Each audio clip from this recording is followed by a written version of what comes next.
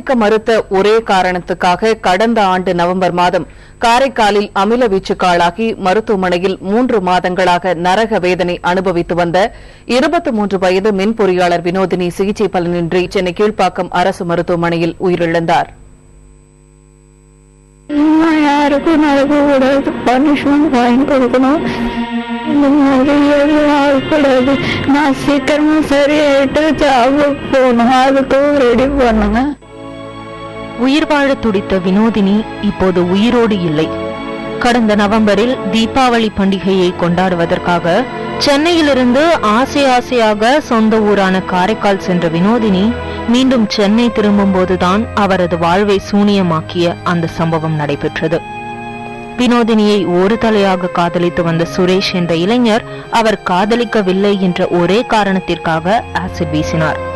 இதில் படுகாயம் அடைந்து பார்வையை இழந்து தனியார் மற்றும் அரசு மருத்துவமனைகளில் மாறி மாறி சிகிச்சை பெற்று வந்தார் வினோதினி. தனியார் மருத்துவமனையில் சிகிச்சை பெற்று வந்த வினோதினியின் உடல்நிலை நேற்று முன்தினம் மோசமடைந்தது. இன்று காலை அடுத்தடுத்து ஏற்பட்ட மாரடைப்பில் அவரது உயிர் பிரிந்தது. 3 மாசம் அடிச்சாங்க. ராத்திரி வரைக்கும் அவசப்பட்டாங்க. ராத்திரி வரைக்கும் டாடி என்ன காப்பாத்துருங்க டாடி நான் சொன்னேன். டாடி என்ன காப்பாத்துருங்க, நான் அப்படியே வந்துருவேன், என்ன காப்பாத்துங்க தான் சொன்னேன். என்ன காப்பாத்துருங்க டாடி, விட்டுறாதீங்க டாடி சொன்னாங்க. வினோதினியை இழந்து சோகத்தில் தவித்து வரும் அவரது குடும்பத்தினரும் உறவினர்களும் வினோதினி உயிரிழப்பிற்கு காரணமானவர்கள் மீது கடும் நடவடிக்கை எடுக்க வேண்டும் என்று கோரிக்கை வைத்துள்ளனர். ஆசிட் வீச்சுல 3-4 பேர் இதுல சம்பந்தப்பட்டிருக்காங்க. அந்த 3-4 பேரையும் அரெஸ்ட் பண்ணல, ஒருத்தனை மட்டும் தான் அரெஸ்ட் பண்ணி மத்தவங்க விட்னஸ் சேர்த்திருக்காங்க. மத்தவங்க விட்னஸ் சேர்த்துட்டு அவங்ககிட்ட பணம் வாங்கிட்டு தான் சொல்லி எங்களுக்கு தகவல் வருது. அது என்னன்னு உண்மை எங்களுக்கு தெரியாது. ஆனா மத்த 3 பேருமே தகவல் கொண்டு வரவே இல்லை. கொடூர முகத்தை காட்டிய ஒரு தலை காதலில் மென் பொறியாளரான வினோதினி மரணமடைந்திருப்பது அதிர்வலைகளை உருவாக்கியுள்ளது. புதிய தலைமுறைக்காக செய்தியாளர் மகாலிங்கத்துடன் தி கார்த்திக் மற்றும் திவ்யா. காரைக்காலில் ஆசிட் வீச்சுக்கு வினோதினி ஆளானது முதல் சென்னையில் உயிரிழக்கும் வரை அவர் அனுபவித்த வேதனைகள் சொல்லி மாளாதவை. அது பற்றி இப்போது பார்க்கலாம். தீபாவளி பண்டிகையை கொண்டாடிவிட்டு கடந்த ஆண்டு நவம்பர் 14ஆம் தேதி இரவு மீண்டும் சென்னைக்கு திரும்ப தயாரானார். இரவு 10 மணி அளவில் வினோதினி தனது தந்தை மற்றும் நண்பர் ஒருவருடன் காரைக்கால் பேருந்து நிலையம் நோக்கி சென்றார். சாலையில் வினோதினியை எதிர்கொண்ட சுரேஷ் என்ற இளைஞர், எனக்கு கிடைக்காத நீ வேறு யாருக்கும் கிடைக்கக்கூடாது என்று சொல்லியபடி 1/2 லிட்டர் ஆசிடை வீசினார். இதில் வினோதினியின் முகம், கழுத்து, மார்பு ஆகிய பகுதிகள் ஆசிட் பட்டு வெந்தன. கடும் காயம் காரணமாக காரைக்கால் அரசு மருத்துவமனையில் முதற்கட்ட சிகிச்சை எடுத்துக்கொண்ட வினோதினி நவம்பர் 15ஆம் தேதி புதுச்சேரி ஜிப்மர் மருத்துவமனையில் மேல் சிகிச்சைக்காக சேர்க்கப்பட்டார். காயத்தின் தன்மை கருதி நவம்பர் 17ஆம் தேதி சென்னை கீழ்ப்பாக்கம் அரசு மருத்துவமனையில் அனுமதிக்கப்பட்டார் வினோதினி. அரசு மருத்துவமனையில் சுமார் 20 நாட்கள் வலியோடும் வேதனையோடும் சிகிச்சை பெற்று வந்த அவர் தொற்று ஏற்படாமல் இருப்பதற்காக மருத்துவரின் யோசனைப்படி டிசம்பர் 6ஆம் தேதி கீழ்ப்பாக்கம் தனியார் மருத்துவமனை ஒன்றில் சேர்க்கப்பட்டார். இதற்கிடையே ஜனவரி 30ஆம் தேதி இந்த வழக்கில் காரைக்கால் போலீசார் சுரேஷ் மீது நீதிமன்றத்தில் குற்றப்பத்திரிகையை தாக்கல் செய்தனர். சுமார் 1 மாத காலம் தனியார் மருத்துவமனையில் சிகிச்சை பெற்று வந்த வினோதினி மேல் சிகிச்சைக்காக பிப்ரவரி 2ஆம் தேதி சென்னை ராஜீவ்காந்தி அரசு மருத்துவமனையில் சேர்க்கப்பட்டார். ஆனால் அதற்கு அடுத்த நாள் பிப்ரவரி 3ஆம் தேதியே மீண்டும் கீழ்ப்பாக்கம் தனியார் மருத்துவமனைக்கு மாற்றப்பட்டார் வினோதினி. பிப்ரவரி 10ஆம் தேதி வினோதினிக்கு மூச்சு திணறல் ஏற்பட்டதை அடுத்து தனியார் மருத்துவமனையில் உள்ள அவசர சிகிச்சை பிரிவிற்கு மாற்றப்பட்டார். கடந்த சில நாட்களாக அவரது உடல்நிலை மேலும் மோசமடைந்தது. இன்று அடுத்தடுத்து ஏற்பட்ட மாரடைப்பு காரணமாக வினோதினி உயிரிழந்தார். அமில வீச்சால் பாதிக்கப்பட்ட வினோதினி உயிரிழந்திருப்பது கல்லூரி மாணவர்களிடையே எத்தகைய கருத்தை உருவாக்கியுள்ளது? அவர்களில் சிலரது கருத்துக்களை இப்போது பார்க்கலாம். அதுல ஈடுபடுறவங்களுக்கு தூக்கு தண்டனை தான் கொடுக்கணும். அதனால என்னென்ன விளைவுகள் வருதுன்றத அரசாங்கம் மக்களை கண்டிப்பா எடுத்து சொல்லணும். அதுக்குரிய நடவடிக்கைகள் எல்லாமே சட்டங்களா கொண்டு வந்து அனைவருக்கும் சட்டங்கள் தெரிஞ்சுக்கணும். இந்த தப்பு பண்ணா அதுக்கு தண்டனை இதுன்றது எல்லா மக்களும் கண்டிப்பா போய் கொடுக்கணும் அரசாங்கம். இது மாதிரி தப்பு நடக்கிற இடத்துல எல்லாம் இப்ப உதாரணத்துக்கு சவுதி அரேபியாவில் இது மாதிரி தப்பு நடந்தா நடுரோட்லயே நிக்க வச்சு அவங்களுக்கு மரண தண்டனை கொடுப்பாங்க. அந்த மாதிரி பயத்தை உண்டாக்கணும். அப்பனா தான் பெண்கள் சுதந்திரமாகவும் பாதுகாப்பாகவும் நடக்க முடியும். இப்போ டெல்லியில கொடுமை நடக்குது. அன்னைக்கு அந்த பெண்ணு இறந்து போயிட்டாங்கன்றப்போ அந்த பிரச்சனையை ஒரு 10 நாள் தொடர்ந்து சொல்லிக்கிட்டே இருந்தோம். இப்ப இங்க இவங்களும் இறந்துட்டாங்க, இப்ப 10 நாள் இந்த பிரச்சனை, இப்படியே தினம் ஒருத்தவங்களும் இறக்கும்போது மட்டும் இந்த பிரச்சனையை மட்டும் நம்ம அந்த இதை அதுக்கப்புறம் ஒரு 10 நாள் கழிஞ்சதுக்கு அப்புறம் இந்த இது அப்படியே ஆஃப் ஆயிடுது. எந்தவித அதாவது சட்டங்கள் கடுமையாக்கப்படவே இல்லை. தற்காப்பு கலை இப்ப கேர்ள்ஸுக்கு ரொம்ப முக்கியமா இருக்குது. அது அவங்க கத்துக்கிட்டாங்க அப்படின்னா எந்த நிமிஷமும் அவங்களுக்கு அது பாதுகாப்பா தான் இருக்கும். ஃபர்ஸ்ட் காலேஜ்ல எல்லாம் இதெல்லாம் நிறைய இது பண்ணலாம். தற்காப்பு கலையெல்லாம் நிறைய சொல்லி கொடுக்கலாம். ஆசிட் வீச்சுக்கு உள்ளானதில் 40% தீவிர தீக்காயமடைந்த வினோதினிக்கு சிகிச்சை அளிப்பது சவாலான காரியமாக பார்க்கப்பட்டது. தீக்காயத்துடன் சுமார் 3 மாதங்கள் வினோதினியின் உயிருக்கு போராடினார். வினோதினியின் திடீர் உயிரிழப்பு குறித்து அவருக்கு சிகிச்சை அளித்து வந்த மருத்துவர் ஜெயராமனுடன் நமது செய்தியாளர் மகாலிங்கம் நடத்திய உரையாடலை இப்போது பார்க்கலாம். அமில வீச்சால் கடுமையாக பாதிக்கப்பட்டு சிகிச்சை பெற்று வந்த வினோதினி திடீரின் மரணம் அடைந்திருக்கிறார் என்று அந்த மரணம் ஒரு மிகப்பெரிய அதிர்ச்சியை ஏற்படுத்தி இருக்கிறது. இந்த மரணம் குறித்தும் மரணத்தில் இருக்கும் பின்னணி குறித்தும் வினோதினிக்கு தொடர்ந்து சிகிச்சை கொடுத்து வந்த மருத்துவர் இருக்கிறார், அவரிடம் பேசுவோம்.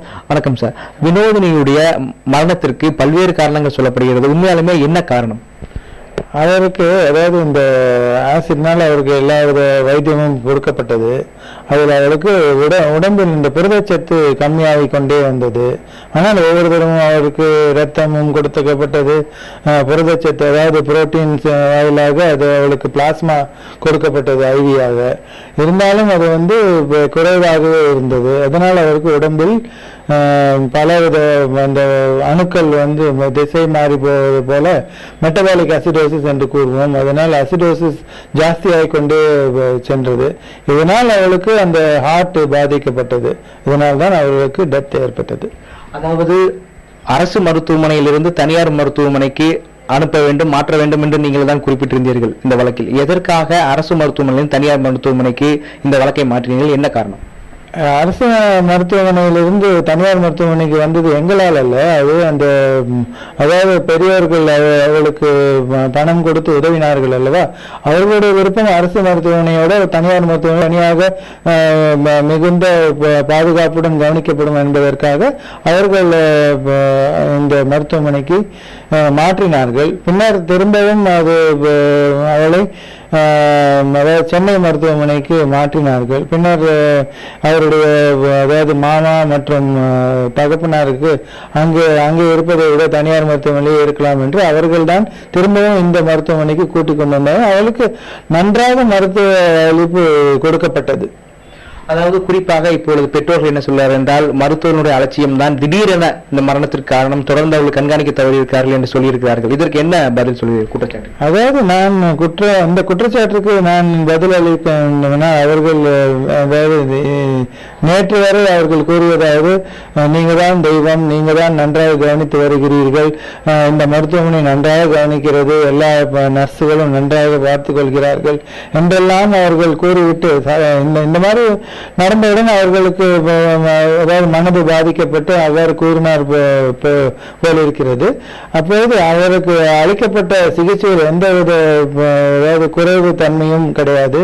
அவருக்கு அளிக்கப்பட்டதெல்லாம் நிறைய மருந்துகள் அளிக்கப்பட்டுள்ளது, ரத்தம் அளிக்கப்பட்டுள்ளது, பின்னர் புரதச்சத்து அதாவது பிளாஸ்மா அதாவது FFP என்பது நிறைய அளிக்கப்பட்டுள்ளது. இருந்தாலும் அவருடைய உடம்பில் அந்த அதாவது இரத்த குழாயில் இந்த மாற்றம் அதாவது இந்த புரதச்சத்து வெளியில் வருவதும் இந்த அணுக்கள் பின்னர் உள்ளே செல்வதும் மாறி அது இந்த மாதிரி ஒரு காம்ப்ளிகேஷன் அதை ஒன்றும் நிவர்த்தி செய்ய முடியாமல் போய் அவருடைய அதாவது லங்ஸில் நீர் கோட்டுக்கொண்டு மூச்சு விடமால் அதற்காகவே நாங்கள் முன்னாலேயே வெண்டிலேட்டரில் இட்டு அதை காக்க வேண்டும் என்றெல்லாம் நினைத்தோம். இருந்தாலும் அது நடக்கவில்லை. அது எல்லாம் ஃபெயில் ஆகியது, இதயம் பாதிக்கப்பட்டது. அதாவது வினோதினி கிட்டத்தட்ட 1 மணி நேரத்திற்குள் அவருடைய மரணம் நடந்திருக்கிறது என்று மருத்துவர் சொல்லியிருக்கிறார். தொடர்ந்து கவனமான சிகிச்சை தான் கொடுக்கப்பட்டு வந்திருக்கிறது. இருந்தாலும் வினோதினியால் இந்த சிகிச்சைக்கு பலன் இல்லாமல் தான் இருந்திருக்கிறார் என்பது மருத்துவருடைய தரப்பு தகவலாக இருக்கிறது. புதிய தலைமுறைக்காக ஒளிப்பதிவாளர் செந்தில்குமாருடன் மகாலிங்கம் பொன்னுசாமி. அமில வீச்சுக்கு ஆளான வினோதினி சிகிச்சை பலனின்றி இன்று உயிரிழந்தார். இந்த விவகாரத்தில் மத்திய மாநில அரசுகளின் செயல்பாடுகள் எப்படி இருந்தன விவரிக்கிறார் ரஹ்மான். ஆசிட் வீச்சில் பாதிக்கப்பட்ட வினோதினி, அதாவது கடந்த நவம்பர் 14ஆம் தேதி அவர் பாதிக்கப்பட்டார். அடுத்து 15ஆம் தேதி சென்னையில் உள்ள மருத்துவமனையில் அனுமதிக்கப்பட்டார். இவருக்கு பல கட்ட சிகிச்சைகள் அளிக்கப்பட்டது. அதாவது இவருடைய முகம் முழுவதுமாக வெந்துவிட்டது. இவர் கண்கள் முழுவதும் பறிப்போன நிலையிலே இவருக்கு பல கட்ட அறுவை சிகிச்சைகள் செய்யப்பட்டது. ஆனால் இந்த சிகிச்சைகளுக்கெல்லாம் பல லட்சம் ரூபாய் பணம் தேவைப்பட்டது. இந்த படத்தை கொடுப்பதற்கு, இந்த படத்தை தயார் செய்து கொடுப்பதற்கு அவர் குடும்பத்தால் முடியவில்லை. அதனால அவர் மிகவும் ஏழ்மையானவர். ஆகவே இந்த படத்தை போட்டதற்காக வெளியிலும் அதே நேரம் அரசிடம் ஒரு உதவியை கோரினார் வினோதினுடைய தந்தை. ஆனால் அரசை பொறுத்தவரை, அதாவது புதுச்சேரி மாநில அரசு இவருக்கு 2 லட்சம் ரூபாய் நிவாரண நிதி வழங்கியிருக்கின்றது. மத்திய அரசானது பிரதமர் நிவாரண நிதியிலிருந்து 3 லட்சம் ரூபாய் வழங்கியிருக்கிறது. ஆக இந்த 5 லட்சம் ரூபாய் நிவாரண நிதியும் இந்த அதாவது இந்த சம்பவம் நடைபெற்று கிட்டத்தட்ட 2 மாதம் கழித்து தான் இந்த பணம் கிடைத்திருக்கிறது. ஆகவே கொடுத்த பணமும் குறைவான பணம். ஆகவே உரிய நேரத்தில் உரிய தொகையை கொடுக்காதனால் இந்த வினோதினின் உயிர் இழப்புக்கு காரணமாக இருந்தது என்று கருத்து நிலவுகின்றது. மேலும் இந்த தொகையினை மாநில அரசு கொடுக்கவில்லை என்று மத்திய அரசு, அதாவது மத்திய அமைச்சர் நாராயணசாமி குற்றம் சாட்டியிருக்கின்றார். ஆனால் மாநில அரசோ இவருக்கு உரிய, அதாவது முதற்கட்டமாக 2 லட்சம் ரூபாய் கொடுத்திருக்கின்றோம், மேலும் இவருக்கு நாங்கள் உதவி செய்கின்றோம் என்று கூறுகின்றார். ஆக ஒருவர் மாறி குற்றம் சாட்டுவதை விட இவருக்கு உரிய தொகையினை உரிய நேரத்தில் கொடுத்திருந்தால் கண்டிப்பாக இவருடைய உயிரை காப்பாற்றிக்கலாம் என்று பொதுமக்கள் கருதுகின்றார்கள். புதிய தலைமுறை செய்திக்காக புதுச்சேரியிலிருந்து ஒளிப்பதிவாளர் சதீஷ்குமாருடன் ரகுமான். வினோதினியை போன்று 20 வருடங்களுக்கு முன்பு அமில வீச்சினால் பாதிக்கப்பட்டு இன்றும் நடைப்பிணமாக வாழ்ந்து வருகிறார் சென்னையைச் சேர்ந்த சாந்தி. இதோ அவரை பற்றிய தொகுப்பு. பேர குழந்தைகளுடன் சந்தோஷமாக பேசிக்கொண்டு பாடம் சொல்லிக் கொடுத்துக் கொண்டிருக்கும் இவரின் மறுபக்கம் வினோதினியைப் போலவே மிகவும் சோகமயமானதுதான். 20 ஆண்டுகளுக்கு முன்பு ஆண் குழந்தை பெற்றுத்தரவில்லை என்பதால் தாலி கட்டிய கணவனாலேயே அமில வீச்சுக்கு ஆட்பட்ட இவரின் பெயர் சாந்தி. திருமணமானது முதலே பல்வேறு இன்னல்களுக்கு ஆட்பட்டு வந்த சாந்தியின் இளைய மகளான காயத்ரியும் இந்த தாக்குதலில் தப்பவில்லை. இந்த சம்பவத்தை அடுத்து இருந்த வீட்டையும் காலி செய்ய வேண்டிய நிலைக்கு தள்ளப்பட்ட சாந்தி தனது மகள்களை படிக்க வைக்கவும் அவர்களின் பசியை போக்கவும் பல்வேறு வீடுகளில் வீட்டு வேலை செய்து இன்று கஷ்டப்பட்டு தனது 2 மகள்களுக்கும் மனம் முடித்து வைத்துள்ளார். அமில வீச்சின் ரணத்தால் தினம் தினம் கண்ணீர் வடிக்கும் இவரின் கோரிக்கை தன்னை போன்ற நிலை யாருக்கும் வரக்கூடாது என்பதுதான். நமக்கு இவ்வளவு முடியாம இருக்கிறோம், ஆனா இதை புரிஞ்சுக்கிறதுக்கு இங்க ஜனங்களும் இல்ல, இந்த கவர்மெண்ட்ல நம்ம போய் கேட்டப்ப கூட நமக்கு அந்த குழந்தைய கூட அவங்க பண்ணலையே அப்படின்ற இதெல்லாம் மனசுல வருத்தமெல்லாம் இருந்திருக்கு. என்னுடைய பொண்ணுக்கு வேலை கிடைக்காம போனது, அதாவது ஆசிட ஊட்டி இறந்துட்டாங்கன்றது ஒரு நாள் பிரச்சனையோட முடிஞ்சு போயிடுது. ஆனா அதனால பாதிக்கப்பட்டு வாழ்றவங்க ஒவ்வொரு நாளும் போராட்டம், மரண போராட்டம் தான் வாழ்க்கையில. ஒவ்வொரு நாளும் போறது ரொம்ப மரணத்துக்கு மேல ஒண்ணுமே இல்ல. மருத்துவ செலவிற்காகவும் அன்றாட தேவைகளுக்காகவும் வீட்டு வேலை செய்யும் தனது மகளை எதிர்நோக்க வேண்டிய நிலையில் இருக்கும் சாந்தியை இந்த நிலைக்கு தள்ளிய அவரது கணவரின் குடும்பத்தார் மீது இதுவரை எந்த நடவடிக்கையும் எடுக்கப்படவில்லை என்பது அதிர்ச்சி தரும் செய்தி. புதிய தலைமுறைக்காக பாரதியுடன் ஹசீப். ஆசிட் வீச்சுக்கு வினோதினி பரிதாபமாக பலியாகிவிட்ட நிலையில் அண்மையில் நடைபெற்ற சில அமிலவீச்சு சம்பவங்கள் பற்றி இப்போது பார்க்கலாம். காதல் விவகாரத்தில் சென்னை ஆதம்பாக்கத்தில் கடந்த ஜனவரி 31ஆம் தேதி இளம் பெண் மீது ஆசிட் வீச்சப்பட்டது. 2012ஆம் ஆண்டு அக்டோபர் 28ஆம் தேதி தூத்துக்குடியில் அடுத்தவரின் மனைவியை காதலித்த வாலிபரின் தாயார் முகத்தில் ஆசிட் வீச்சப்பட்டது. 2012ஆம் ஆண்டு டிசம்பர் 11ஆம் தேதி திண்டுக்கல்லில் கள்ள தொடர்பின் காரணமாக ஒரு பெண் இன்னொரு பெண்ணின் மீது அமிலம் வீசிய சம்பவம் அரங்கேறியது. 2012ஆம் ஆண்டு ஜூன் 21ஆம் தேதி சேலத்தில் ஒருதலை காதல் காரணமாக ஒரு பெண்ணின் மீது இளைஞர் அமிலம் வீசி காயப்படுத்தினார். 2012ஆம் ஆண்டு ஜூன் 25ஆம் தேதி உத்தரப்பிரதேசத்தில் தனது காதலிக்கு நிச்சயிக்கப்பட்டிருந்த மாப்பிள்ளையின் மீது காதலன் அமிலம் ஊற்றியதில் அவரது பார்வை பறிபோனது. கடந்த 2002ஆம் ஆண்டு முதல் 2010ஆம் ஆண்டு வரை 153 அமிலவீச்சு சம்பவங்கள் நடைபெற்றுள்ளதாக புள்ளி விவரங்கள் தெரிவிக்கின்றன. அமில வீச்சில் நிகழும் மரணங்களுக்கு காரணமான குற்றவாளிகளுக்கு விதிக்கப்படும் மரண தண்டனை அதுபோன்ற குற்றங்களை குறைக்க உதவும் என்று சட்ட வல்லுநர்கள் கருத்து தெரிவித்துள்ளனர். இது தொடர்பாக உச்சநீதிமன்ற வழக்கறிஞர்கள் சங்க தலைவர் கிருஷ்ணமணியுடன் நமது டெல்லி செய்தியாளர் கௌதம் கார்த்திகேயன் நடத்திய நேர்காணலின் ஒரு பகுதியை பார்க்கலாம். அதாவது ஆசிட் அதை கண்ட்ரோல் பண்ணலாம், ரெகுலேட் பண்ணலாம், எப்படி கொடுக்கறது, யாரு கொடுக்கறதுன்னு கண்ட்ரோல் பண்ணலாம். நார்மலாக டொமஸ்டிக் யூஸுக்காக கொடுக்கறத தடுக்கலாம். வேறு ஏதாவது ரொம்ப அவசியமாக இருந்ததுன்னா கிளீனிங் பர்பஸ்க்காக அப்போ அவங்க அதை கொடுக்காம இருக்க முடியாது, கஷ்டமா இருக்கும். அதனால அதை கொஞ்சம் ரெகுலேட் பண்ணும். ஒரு சாதாரண மனுஷங்கிட்ட ஆசிட் கிடைக்கிற மாதிரி நம்ம விடக்கூடாது. அப்படி கிடைக்கிறதுனால தான் இப்போ வந்து இந்த ப்ராப்ளம்லாம் இருக்கு. ஏன்னா காதலில் தோல்வின்னா உடனே அவன் வந்து அந்த பொண்ணு மேலே ஆசிட் கொட்டிடுறான். இப்போ அந்த பொண்ணை அணுக பார்க்குறான், பேச பார்க்குறான், அவள் தன்னை விரும்பலைன்னா உடனே ஆசிட் கொட்டிடுறான்.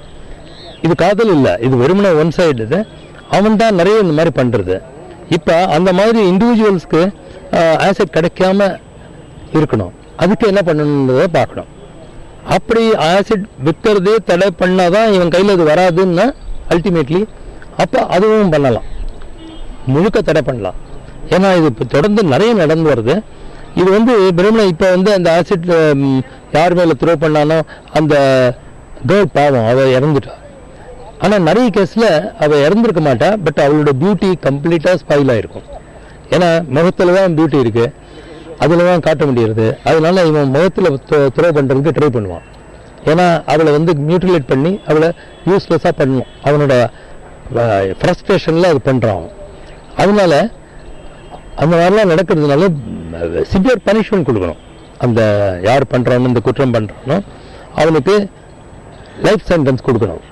அவள் இறந்து போயிட்டான்னா டெத் சென்டென்ஸே கொடுக்கணும். அடுத்ததாக சார், பாதிக்கப்பட்டவர்களுக்கான அந்த மருத்துவ செலவுகளை அரசே ஏற்க வேண்டும், இது மட்டுமில்லாமல் அவருடைய மறுவாழ்வுக்கு அரசு உத்தரவாதம் அளிக்க வேண்டும் போன்ற வாதங்கள் வந்து ஏற்கத்தக்கதவா? அது குறித்து உங்களுடைய கருத்து என்ன?